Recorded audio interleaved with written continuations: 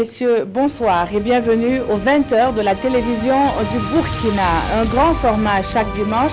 Et ce 23 juillet, la rédaction de la télévision du Burkina s'intéresse aux résultats des examens de l'année scolaire écoulée. Le pari réussi de l'organisation n'a pas éludé les résultats peu reluisants de ces examens. Une baisse générale du taux de succès est relevée par les acteurs de l'éducation. Comment se l'explique-t-il? Quelles solutions pour relever le niveau de l'éducation nationale? Des dossiers et un entretien sur la question dans ce journal. Où en est-on avec la construction de l'aéroport de Donsin? Le projet, plusieurs années après son lancement, est toujours d'actualité. Les responsables de la direction chargée de la maîtrise d'ouvrage de l'aéroport se veulent rassurantes. Des infrastructures sont en cours de réalisation. Le constat à suivre dans quelques instants. Dans l'actualité à l'étranger, Israël pourrait revoir son dispositif sécuritaire sur l'esplanade des mosquées.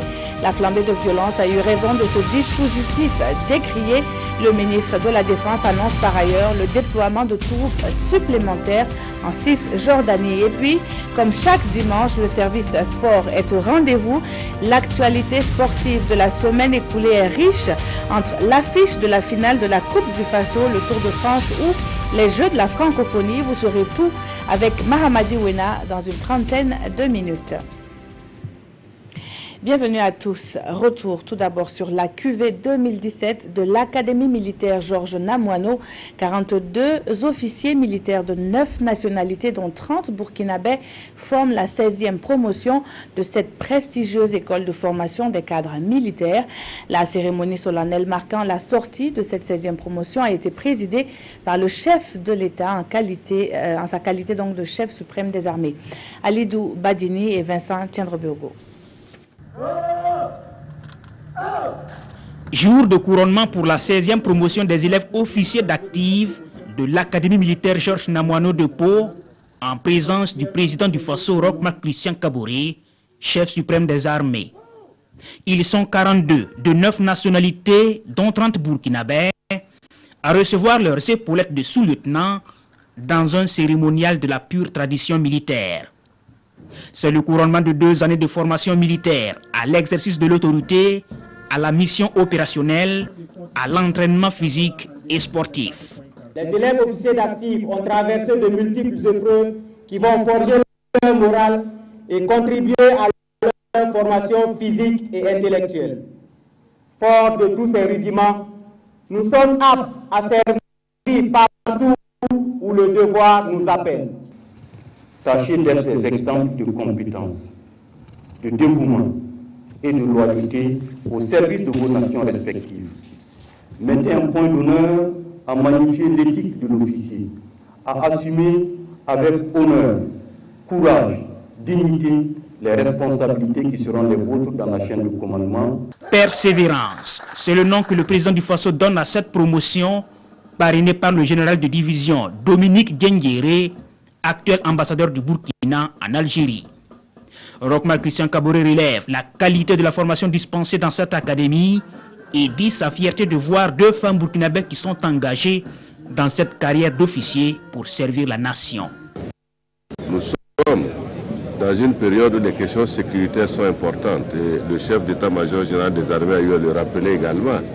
Les qualités que doivent avoir justement ces élèves officiers d'actifs qui viennent de passer sous-lieutenant, partout où ils seront affectés, la détermination, la loyauté, le courage, la défense de la patrie. Et comme vous l'avez vu, ils l'ont dit eux-mêmes lorsqu'ils passaient, je dirais, le témoin, c'est vivre pour la patrie et vaincre pour la patrie. Sous les regards des personnalités politiques et militaires, les nouveaux officiers reçoivent le flambeau sous les feux d'artifice, illuminant et retentissant dans le ciel de Pau. Dis-moi, quel est ton résultat et je te dirai comment se passent tes vacances. De façon générale, les résultats des examens scolaires sont peu reluisants. Les taux de succès sont en baisse par rapport à ceux de l'année dernière. Suivez plutôt ce bilan que nous dressent Adama Guiti et Sanoua Christine Koulibaly. Salle de classe fermée, établissement désert, l'année scolaire 2016-2017 est bel et bien terminée.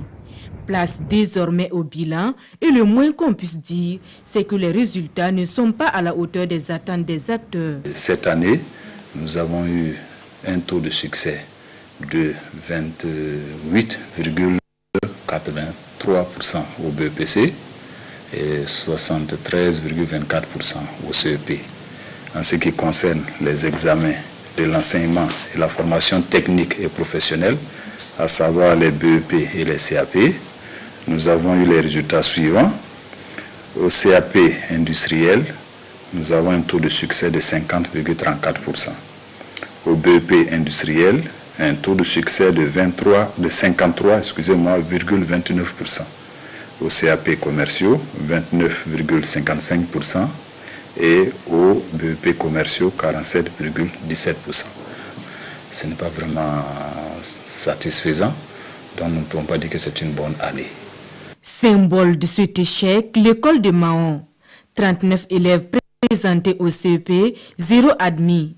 La situation est également peu reluisante au baccalauréat où la tendance est à la baisse avec un taux de succès de 38,13% contre 39,59% l'année dernière.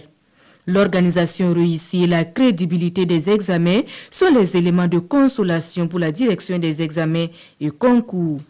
C'est vrai que nous avons des taux qui ne sont pas satisfaisants, mais au moins la crédibilité de ces examens n'est pas mise en œuvre, n'est pas remise en cause, et c'est ça l'essentiel. Ça veut dire que nos diplômes du Burkina sont appréciés et ne souffrent d'aucun doute lorsque nos concitoyens vont ailleurs avec ces résultats, avec ces diplômes, et nous devons tout mettre en œuvre d'abord pour préserver cela et ensuite maintenant voir dans quelle mesure nous pouvons agir sur ces examens. Ces résultats interpellent donc l'ensemble des acteurs à une introspection pour améliorer les résultats des examens scolaires. Et ils la font, cette introspection, en dénonçant la politique éducative pour certains, la démotivation des enseignants ou encore une certaine démission des parents d'élèves. À côté de ces mots, les acteurs du monde éducatif proposent des solutions pour redorer le blason de l'éducation nationale. Le point toujours avec Adama Guiti et Sanoua Christine Koulibaly. Plus de 71% de taux d'échec au BEPC cette année et plus de 60% au bac, ces chiffres sont loin d'être isolés. En effet, un coup d'œil sur les statistiques des 10 dernières années et l'on se rend compte que les mauvais résultats sont devenus une constance avec de petites variantes. Et les acteurs en sont conscients. Parents d'élèves et syndicats, chacun y va de sa petite analyse. Il y a les facteurs que nous considérons comme des facteurs internes au système éducatif et il y a les facteurs externes. Le premier que je voudrais citer, c'est la taille de la classe. Les effectifs tels qu'ils sont actuellement ne sont pas du tout appropriés pour l'éducation. Ce problème-là est très important parce qu'il est lié à d'autres aspects comme la qualité des infrastructures, le problème des équipements qui ne sont pas prévus pour ces effectifs, le problème des matières d'œuvre, tout cela se trouve impacté par ces effectifs.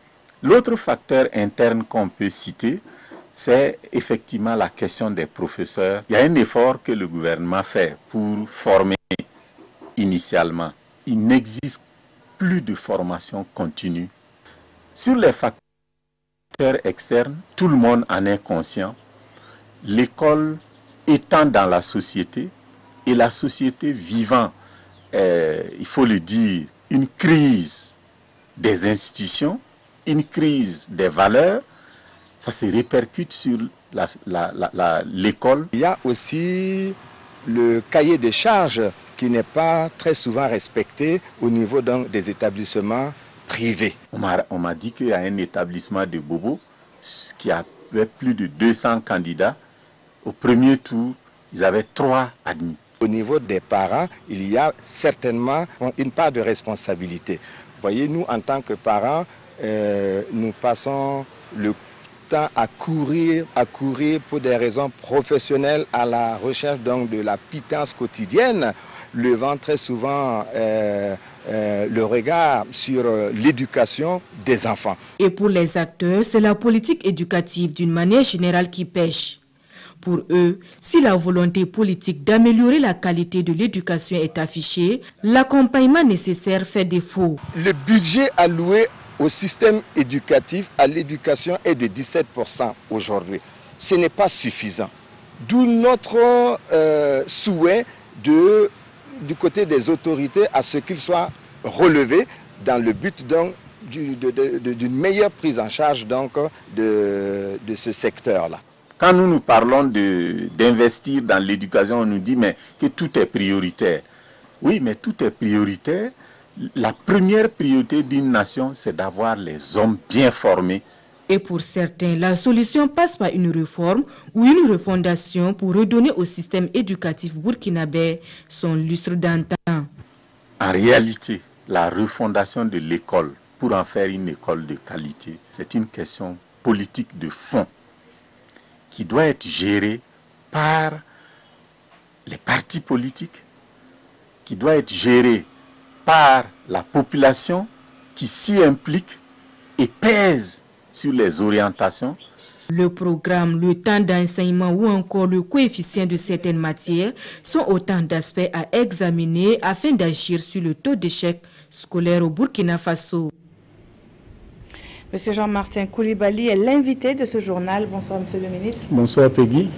Le constat est là, la baisse d'un taux de succès déjà inférieur à 40% d'une manière générale. Monsieur le ministre, quels sont d'abord les enseignements que vous tirez de cet état de fait? Merci beaucoup.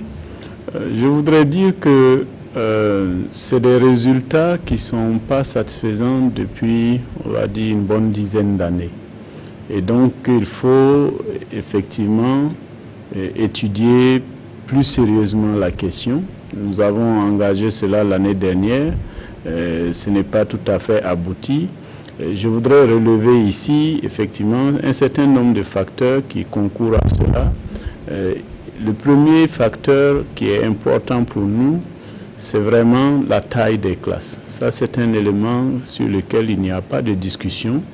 Le gouvernement a lancé un programme prioritaire depuis l'année dernière pour vraiment résorber ce qu'on a appelé les classes sous-payotes, mais c'est également pour accroître l'accès. Si vous n'avez pas d'espace, il est clair qu'on va retrouver des classes à 70, 120, 100, bon, jusqu'à 200 parfois, on en a vu. Donc ça, c'est vraiment le premier facteur parce que même un enseignant très qualifié va avoir des difficultés pour réaliser un résultat intéressant. Le deuxième élément que je relève, c'est que dans le système, il y a également des déficits de suivi. Nous assurer qu'effectivement les enseignants sont en classe et font le volume horaire qui est indiqué, c'est un réflexe que nous n'avons pas systématisé. Nous assurer que les encadreurs font la supervision des enseignants afin de s'assurer que l'enseignant présent en classe dispense bien ce qu'il est censé dispenser. À ce niveau, nous avons également des efforts à faire. Et troisièmement, nous assurer également que les encadreurs assurent la formation continue de nos enseignants, parce que cela relève de leurs compétences, qui a été relevé par un responsable syndical. Aujourd'hui, ce sont des choses qui ne se font plus ou qui se font dans des activités qui n'arrivent pas à répondre véritablement à cet objectif-là. Nous avons par exemple les conférences pédagogiques. Je l'ai dit l'année dernière à l'ensemble des acteurs, qu'il ne me semble pas que ces conférences-là apportent cette professionnalisation que nous voulons, que nous souhaitons que les enseignants aient pour lever les obstacles qu'ils rencontrent dans leurs prestations d'enseignement.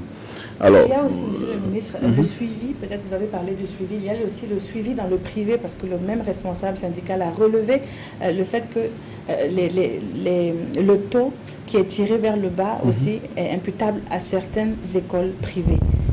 Bon, nous n'avons pas fait les statistiques par rapport au privé. C'est vrai, il y a des privés qui ne respectent pas les normes. C'est une question dont j'ai beaucoup entendu parler l'année dernière. À chaque fois, j'ai demandé très clairement que ceux qui nous apportent ces informations aient le courage de dénoncer ces privés pour que nous puissions prendre nos responsabilités. Parce que sur l'envergure... renforcer le suivi au sein, est-ce qu'il existe déjà un suivi des établissements privés? Il existe bien sûr un suivi. Et vous savez que ce suivi a également un coût qui est important.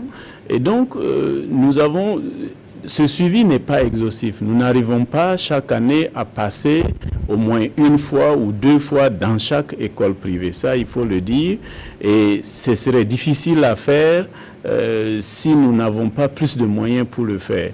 Mais je ne voudrais pas que l'on jette l'anathème sur le secteur privé parce que c'est également un secteur qui accompagne les efforts de l'État. Aujourd'hui, je crois que si on prend le secondaire, le privé est presque aussi important que le dispositif de l'État. Donc, ce qu'il nous faut faire, c'est véritablement, comme je le disais, faire en sorte que ceux qui sont responsables du suivi de la formation continue, donc notamment l'encadrement, puissent être outillés à faire et systématiser ce travail. C'est ça qui va nous amener donc la qualité, parce que sans le suivi, bon, effectivement, vous n'avez pas l'information sur ceux qui ne respectent pas les normes et donc qui amènent à des difficultés au niveau des résultats. Il y a un autre point qui est décrié par plus d'un, le continuum éducatif. Il est accusé à ce système-là de faire une politique des chiffres.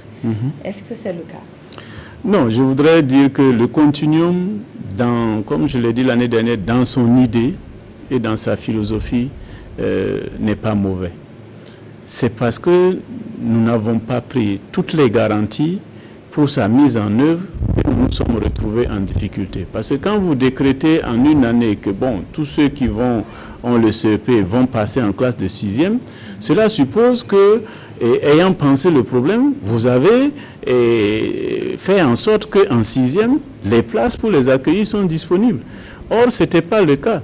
Donc, depuis que ça a été lancé, chaque année, c'est des situations compliquées qu'il faut gérer. Et d'ailleurs, cette cohorte-là arrive l'année prochaine, à la rentrée prochaine, ils sont en 3e.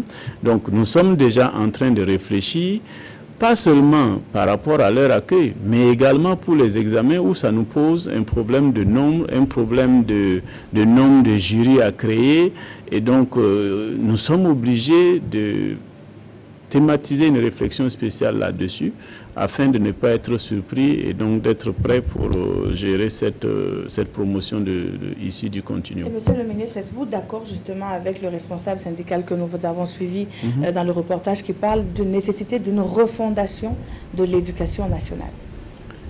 Bon, il peut y avoir cette idée de refondation. Je ne sais pas dans quel sens il l'a dit, mais je pense que s'il y a refondation, ce serait plutôt de réfléchir sur notre système éducatif en adéquation avec l'évolution actuelle du monde.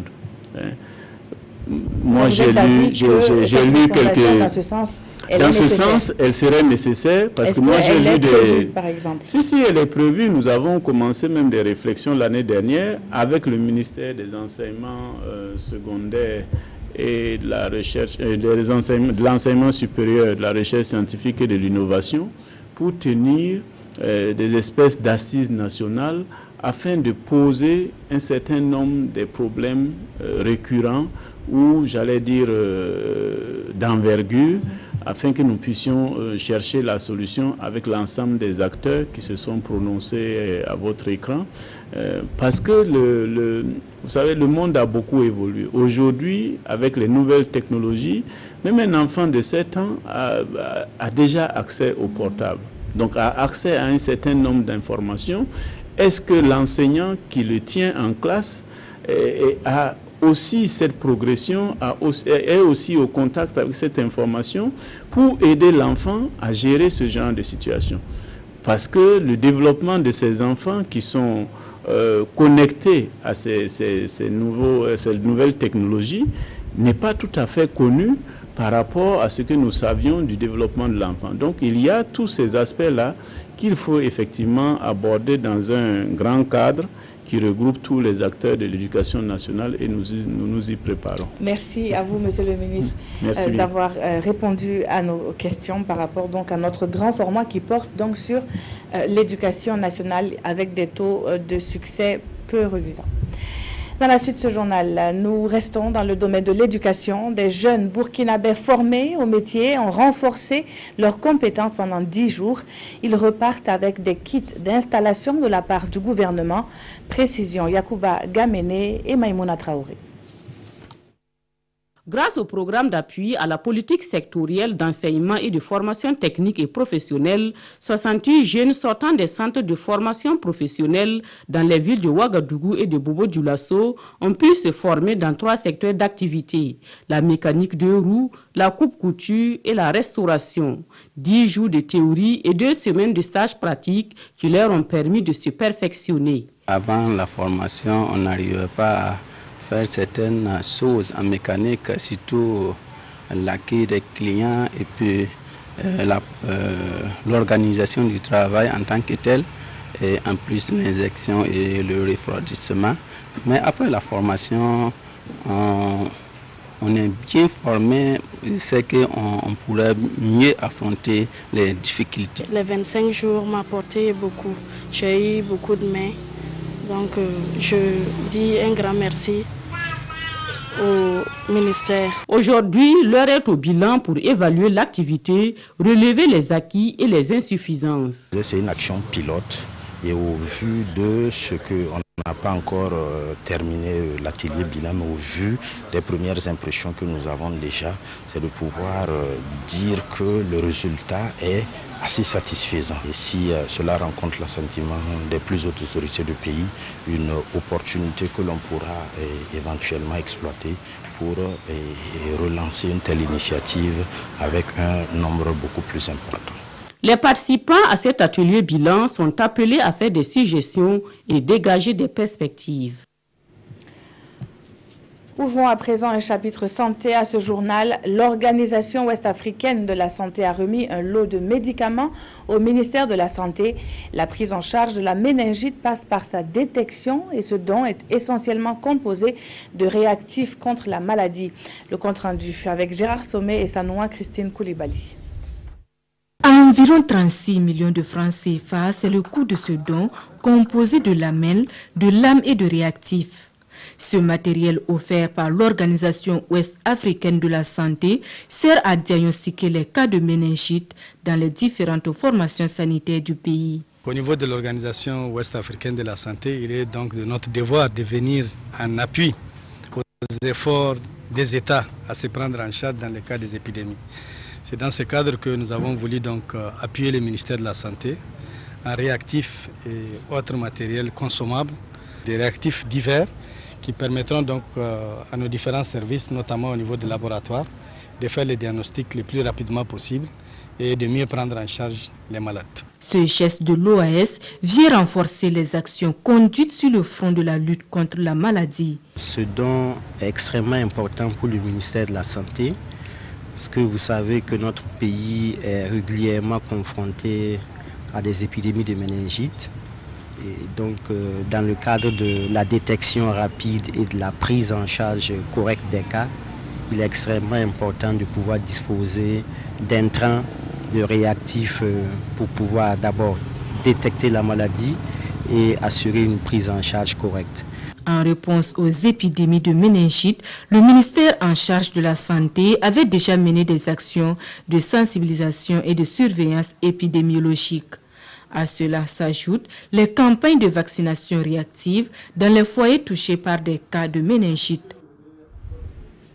Elle a beaucoup fait parler d'elle en 2016. Jusque-là, aucun traitement spécifique n'est adapté à la dengue.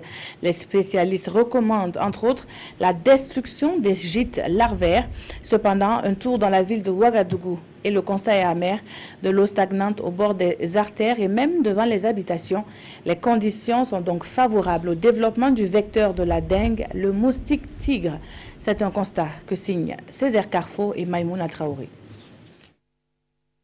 À Dapoya, Nyoksen, Nemne, Kamsangwen, Nagrin et dans bien d'autres quartiers, les conditions sont favorables à la reproduction et à la prolifération du moustique tigre, l'agent causal de la dengue. Selon les spécialistes, c'est dans ces eaux stagnantes et dans les zones humides qu'il se développe.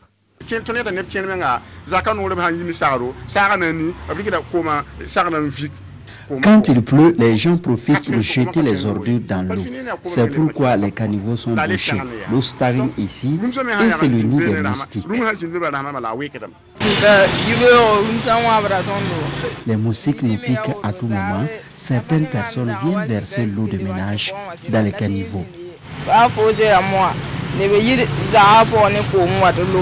D'autres pointent un doigt accusateur sur la mairie, notamment le service chargé de l'assainissement de la ville de Ouagadougou. Il faut que les autorités fassent curer les caniveaux pour faciliter l'évacuation des eaux. Les caniveaux d'évacuation des eaux sont mal construits. En l'absence d'un traitement antivirus spécifique, il est recommandé entre autres l'élimination du vecteur de la maladie par la destruction des gîtes larvaires. Mais hélas, malgré les campagnes d'information et de sensibilisation, certaines populations semblent n'avoir pas pris la mesure de la situation. Et pourtant, chacun devrait tirer les leçons de l'épidémie de 2016. 938 cas recensés par le service de surveillance épidémiologique avec 13 décès à la date du 8 novembre 2016. Aujourd'hui, la psychose est tombée, certes, mais elle continue de faire des victimes. À la date du 21 février, les statistiques ont évolué et on note 2680 cas suspects, dont 20 décès.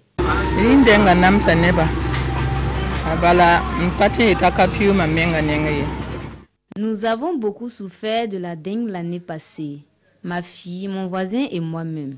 Il faut que les gens fassent beaucoup attention. Pour une lutte efficace contre la dengue, chacun devrait jouer sa partition. Du 23 au 25 février, un panel d'experts s'est réuni à Ouagadougou pour échanger sur l'organisation de la surveillance et la riposte de la dengue au Burkina Faso. Mais au-delà de tout, les populations ont un grand rôle à jouer dans l'assainissement de leur cadre de vie. Une prise de conscience est également souhaitée vis-à-vis des droits de l'enfant. La protection, la responsabilisation et l'égalité des chances au Burkina est prônée par la Journée de l'enfant africain édition 2017.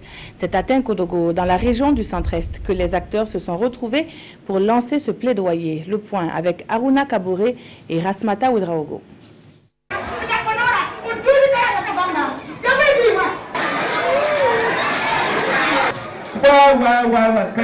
Une mise en scène de maltraitance d'enfants pour interpeller sur la responsabilisation et l'égalité des chances des enfants au Burkina Faso.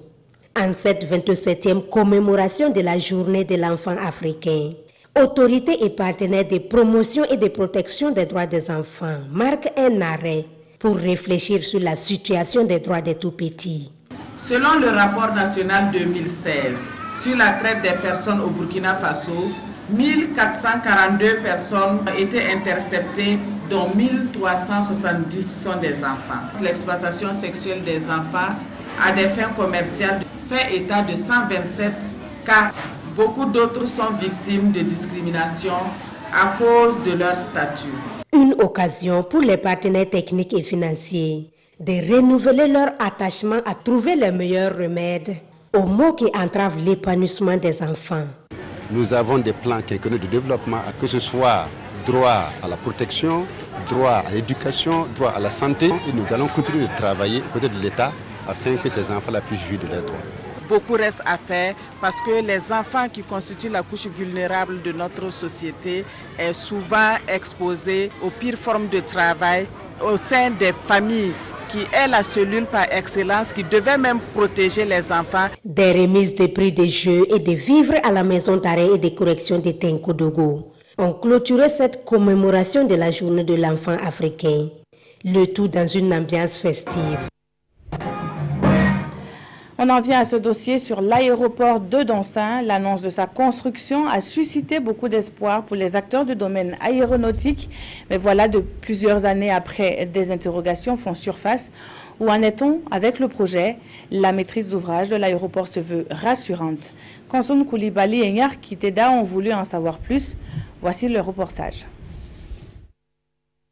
Petit à petit, le futur aéroport de Donsin, situé à 35 km au nord de Ouagadougou, se met en place. Ce grand rond-point est l'intersection des deux principales voies qui joignent la plateforme aéroportière. Il s'agit de la bretelle Est menant à Lombila sur la route nationale 3 et la bretelle Ouest qui rejoint Nyunyogo sur la route Ouagakongoussi. Décembre 2017, ces travaux qui piétinent encore doivent impérativement s'achever. La maîtrise d'ouvrage de l'aéroport de Donsin a pris les dispositions pour cela. Nous sommes attaqués véritablement au problème qui se pose à l'entreprise, à savoir le règlement de ses sous-traitants. Donc nous avons accepté avec nos bailleurs de fonds également de l'accompagner en payant directement certains de ses fournisseurs, ce qui va lui permettre de réaliser les travaux dans des délais raisonnables. En tout état de cause, si cette solution n'était pas concluante, nous envisagerons d'autres. Il le faut absolument, car au dit du directeur général de la BOAD, le financement du projet est pratiquement bouclé.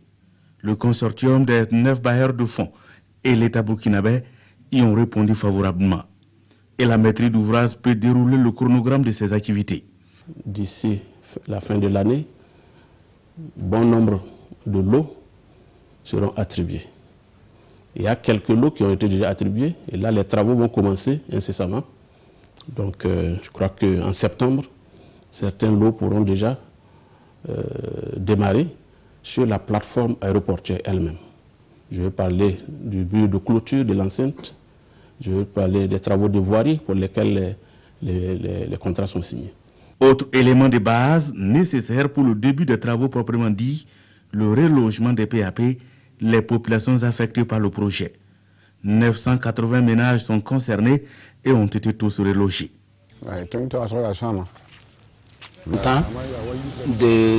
Pour le déplacement, je ne trouve pas d'inconvénient. Sauf que il y a eu des promesses non tenues. Avec le nouvel aéroport à Donsin, la route nationale numéro 3 va bénéficier d'une autoroute d'environ 25 km avec des passerelles ici en construction par exemple à Nongana. La maîtrise d'ouvrage de l'aéroport est en plein chantier donc au moment où elle est accusée de malversation d'1,2 milliard de francs CFA dans la passation des marchés. C'est un dossier qui est très clair. Il a fait l'objet d'un appel d'offres international ouvert, analysé par les uns et les autres, les commissions mises en place. La proposition a été validée par le Conseil des ministres. Le marché a été attribué, il a été signé et il a été enregistré régulièrement. Et dans les dossiers d'appel d'offres, il était prévu que cette entreprise ait effectivement une avance de démarrage de 20%, qui correspond à 1,2 milliard. Et naturellement, l'entreprise ayant son marché signé et enregistré en octobre 2016, a sollicité le paiement de cette avance de démarrage. À l'appui, comme indiqué dans les dossiers d'appel d'offres, il fallait fournir une caution. Et cette caution a été fournie. La MOAD a pris le soin de vérifier auprès de la banque en question que cette caution était valable. Quand nous sommes rendus compte que cette caution était valable, nous avons effectivement procédé au paiement de l'avance de démarrage en janvier 2017. Mais cette procédure est-elle fiable? Il faut reconnaître que nous sommes entourés de toutes les précautions. Il n'était pas question que l'État burkinabé soit lésé dans cette affaire. Et comme vous le savez, qui dit caution, c'est-à-dire lors de l'exécution du marché, dès le moindre problème, si nous réclamons le remboursement de notre avance de démarrage, la banque est tenue de payer. Vous verrez que nous avons mis 2 mois pour procéder à la vérification. Voilà où est-ce qu'on en est avec ce dossier. Effectivement, quand vous lisez l'écrit de ce journal, à l'intérieur, nulle part, il n'y a eu malversation, il n'y a eu vol. Ça, c'est impossible. Là-dessus, je peux vous assurer. Je veille personnellement à ce genre de choses. Le directeur général de la MOAD dit être dans le sens de la marche de la révolution du peuple burkinabé. Son objectif à ce stade est respecter le délai du projet pour qu'effectivement le premier vol ait lieu en 2020. À l'étranger, le ministre israélien de la Défense va revoir le dispositif sécuritaire sur l'esplanade des mosquées, la politique, les portiques de détection des métaux ou encore l'interdiction du site aux hommes de moins de 50 ans sont à la base d'un regain de tension. 2 policiers ont été assassinés le 14 juillet dernier, tandis que des affrontements ont fait une dizaine de blessés. La flambée de violence se poursuit à Jérusalem et en Cisjordanie. Ce samedi, 2 Palestiniens ont trouvé la mort dans des heurts avec les forces de l'ordre israéliennes près de la ville sainte. La veille, des manifestations avaient tourné à l'affrontement, causant la mort de 3 Palestiniens. 3 Israéliens ont aussi été tués à coups de couteau. Le ministre de la Défense, Avigdor Lieberman, a annoncé le déploiement de troupes supplémentaires en Cisjordanie. Une escalade des tensions causée par l'installation de détecteurs de métaux sur l'esplanade des mosquées et l'interdiction du site aux hommes de moins de 50 ans. Une mesure de sécurité controversée prise après la mort de 2 policiers. Israël réfléchirait cependant à une alternative à ce dispositif. Ce lundi, le Conseil de sécurité de l'ONU doit se réunir en urgence pour évoquer la situation. Mahamadi Wena est sur ce plateau pour l'actualité sportive. Bonsoir Mahamadi. Bonsoir Peggy. Alors nous commençons par la Coupe du Faso. L'EFO et l'USFA ont composté leur ticket pour la finale de la 31e édition. Et oui, l'EFO et l'USFA qui étaient les favoris de ces demi-finales de la Coupe du Faso, alors que nous allons voir une image d'abord, le match EFO AS Sonabel, qui a été un match très serré. L'AS Sonabel en violet et l'EFO en fait une première période de 0 but partout avant que l'AS Sonabel ne réussisse l'ouverture du score par Bernard Conan. C'est l'AS Sonabel qui a ouvert le score avant que l'EFO n'égalise par Abdoulaye Zongo et prennent l'avantage par la suite. Le deuxième but de l'Étoile filante de Ouagadougou, l'EFO qui s'impose 2-1. La première rencontre a opposé l'USFA en rouge à l'Union sportive du Kouritenga en vert, et c'est l'USFA qui s'est imposé 3-0 alors que nous avons déjà vu l'ouverture du score. Là c'est le deuxième but de Salou Draman. Les autres buteurs sont Youssouf Yamouero pour le doublé et Cédric Kaboré. Autre information avec le Tour de France, le championnat du monde de handball, mais aussi les 8e Jeux de la francophonie qui se déroulent à Abidjan. Oui, les 8e Jeux de la francophonie, alors que les étalons juniors viennent de perdre cet après-midi en football devant les Éléphantos de Côte d'Ivoire. Le match qui se joue au Robert Champrou de Makori, au stade Robert Champrou de Makori. Les Éléphantos ont réussi l'unique but de la partie à la 73e minute. Et après le match nul contre le Liban lors de leur première sortie, les juniors burkinabés compromettent sérieusement leur chance. Autre étalon, ce sont les étalons juniors au niveau du handball. C'était la 4e sortie ce soir en Algérie pour une 4e défaite. Oui. Les Burkinabés se sont inclinés 37-17 devant les Brésiliens. Autre actualité, c'est le Tour de France 2017 et Christopher Froome, comme on s'attendait, a réussi à être maillot jaune pour la 4e fois. Et le podium est complété par Rigoberto Urán de la Colombie et Romain Bardet de la France. Et le maillot vert, lui, il échoue sur les épaules de Michael Matthews de l'Australie. Et le maillot à poids, qui est celui du meilleur grimpeur, échoue à Warren Barguil de la France. Merci Mahamadi pour toutes ces informations qui seront développées certainement demain à partir de 21h au magazine des sports. Avec Jérôme Kembebewa. Merci également à vous pour votre fidélité. Une nouvelle équipe s'installe dès demain à 20h. Très bonne suite de programmes sur la télévision du Burkina.